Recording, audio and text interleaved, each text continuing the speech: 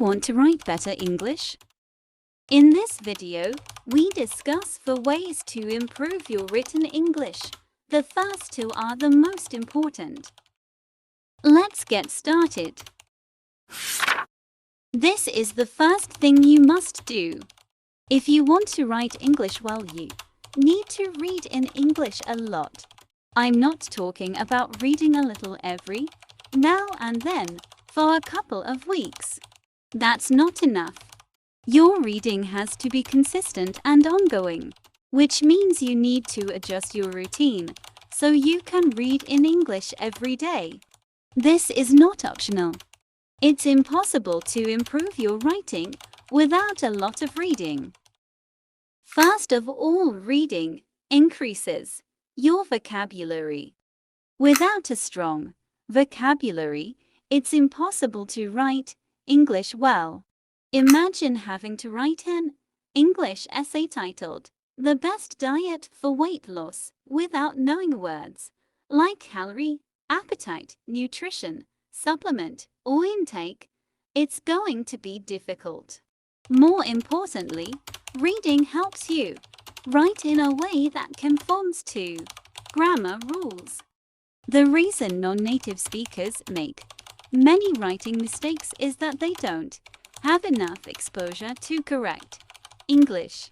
To make my point, let's discuss the word advice, which some people use incorrectly. The above example uses advices, which is incorrect. The word has no plural form. For people who read English a lot, they rarely make obvious mistakes like this. This is because the more you read, the more you're exposed to the proper usage of the word. His advice was very helpful, not his advices were very helpful. Let me give you some advice, not let me give you some advices. That's a good piece of advice, not that's a good advice. So if you want to write correct English, spend more time reading English. Now, you might be wondering, if I want to write grammatical English, isn't it faster to study grammar rules? No, you cannot replace reading with studying grammar. You see, the English language has a lot of subtleties, rules or details that are complicated or difficult to explain. It's hard to understand these subtleties by simply studying grammar. Let me give you an example. Consider the words say, speak, tell, and talk. To a beginner, the differences between these words are subtle and confusing. It's difficult to teach someone these distinctions through explanation alone. The best way to master these words is to read a lot so that you see countless usage examples. That's why reading is irreplaceable. If you want to write well, you need to expose yourself to quality writing.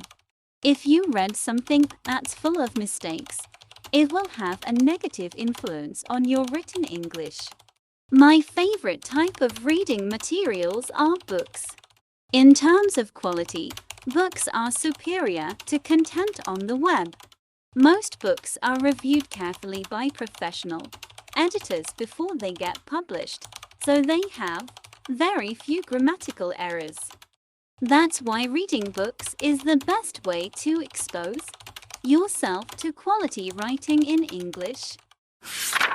Although reading is great, it's a passive activity, a slow way to improve your English writing skills. If you want to improve faster, you need to actively practice your writing skills.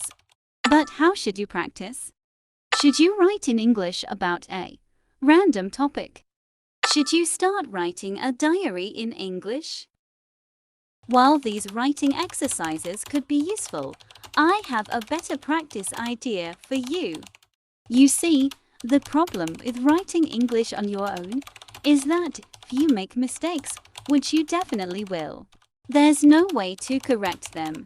And if you repeat these mistakes often, they'll turn into hard-to-break habits. Moreover, when you write something by yourself, you use only the words you know, so it doesn't increase your writing vocabulary. For these reasons, random writing may not be the best practice for beginners. A better method would be the imitation technique. It's a way to learn English writing by copying the writing of native speakers. Practice regularly for at least 2 months or until you're happy with your writing skills. You can practice by copying the text of the English book you're reading. As I said earlier, books have better writing than other materials, so they're perfect for imitation practice. After you've spent considerable time practicing imitation, you should no longer make obvious writing errors, and your writing should be perfectly comprehensible. At this level, you can do something more challenging. Now you can practice writing English in your own words without copying anyone. Obviously, this is going to be harder than imitation. While imitation improves basic skills like sentence structure and vocabulary, writing freely develops high-level skills such as word choice, choosing the right words to convey ideas, and flow, organizing your points in a logical manner. These advanced skills can't be taught. You can sharpen them through practice only. And free writing is the best exercise for that. How you add free writing to your life is up to you.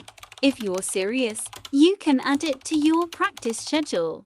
For instance, you may practice imitation 5 days a week and practice free writing 2 days a week. During your free writing practice, you can write about anything you want, your favorite movies, TV shows, or books, and why you like them. A short biography of yourself. What is democracy and how it works? Alternatively, you can join English discussion websites like Reddit or Facebook groups related to your interests. It's more interactive than writing something only you will see. When you're on these sites, don't just read passively. Participate in discussions. Share your opinions. Write something. The suggestion to write freely is suitable for intermediates and above. But if you're a beginner, writing freely may cause more harm than good. Why? Because at this point your written English is completely different than that of a native speaker. If you practice writing in your own words now, you'll make many glaring mistakes and your writing will be incomprehensible. Over time, you might be able to write fast, but your writing will not be native-like. So if your written English is weak, don't practice free writing yet. Do the first 2 activities, reading and imitation practice. Skip this activity and the next one for now. Once your writing becomes more proper, you can start writing in your own words. If you apply the previous suggestions, your writing will be good enough for everyday communication. However, if you need to produce particularly high-quality writing, it requires some more work. So ask yourself, do you need to produce these kinds of professional writing? Advertisements, business proposals, product manuals, or instructions, company newsletters, research or scientific papers, academic essays. If so, you should read books on writing. On Amazon.com, there are books that teaches how to write English well. You can buy the digital versions and read them on your phone. These books can teach you important concepts such as punctuation, capitalization, subject-verb agreement. We've discussed 4 ways to develop writing skills in English: read, practice imitation, write freely, study writing guides. Now you might be thinking, what if I need to spend time improving other skills, such as my spoken English too? How am I supposed to find the time to do all these things? Don't worry, you don't have to do all 4 activities. If you merely want to write good English for day-to-day communication, focus on the first 2 activities. They are the most impactful and useful for students of all levels. This way, you keep things simple and doesn't overwhelm yourself. Most people don't need perfect written English. So instead of spending countless hours improving your English writing skills, just be moderate about it so you have time for other pursuits. However, if your profession involves writing professional English regularly, you probably need to add activities number 3 and number 4 to your routine as well.